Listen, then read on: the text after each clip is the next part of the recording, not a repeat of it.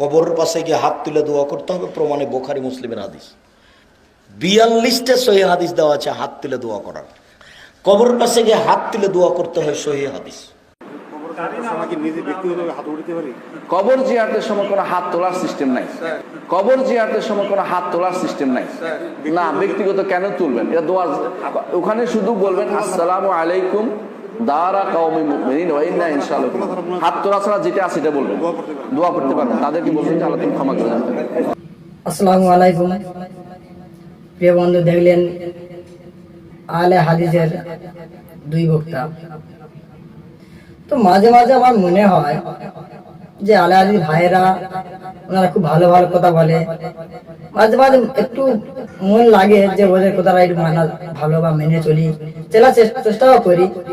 আবার মাঝে মাঝে এমন ব্রেনটা ওয়াশ করে দেয়, ওদের মধ্যে এত ভেদাভেদ কেন? আহলে হাদিস ভাইদের মধ্যে এত ভেদাভেদ কেন? এখন আমি এই যে দুটো আলেম দুরকম বললো, আপনারা শুনলেন অবশ্যই। এই দুটো আলেম যে দুরকম বললো, একজন বলছে যে কবরের জিয়ারতের সময় হাত তুলে দোয়া করবে, আর একজন বলছে যে কবরের জিয়ারতের সময় হাত তুলে কোনো সিস্টেম নেই। এখন আপনারাই বলুন কোনটা ঠিক?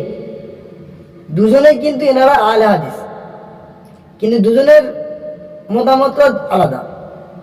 এখন আমার মানে জানার প্রশ্ন হলো সময় শ্রোতা বন্ধুর কাছে, যে আমি আসলে কোনটাই মানব? আমি কিংবা আপনি যারা আম মানুষ আছে, হ্যাঁ, তারা কোন বিষয়টা মেন মানব, কারটা মানব? কিন্তু এনারা আবার বলছে মাজা মানা যাবে না, কোন ইমামকে মানা যাবে না, ডাইরেক্ট হাদিস থেকে মানতে হবে।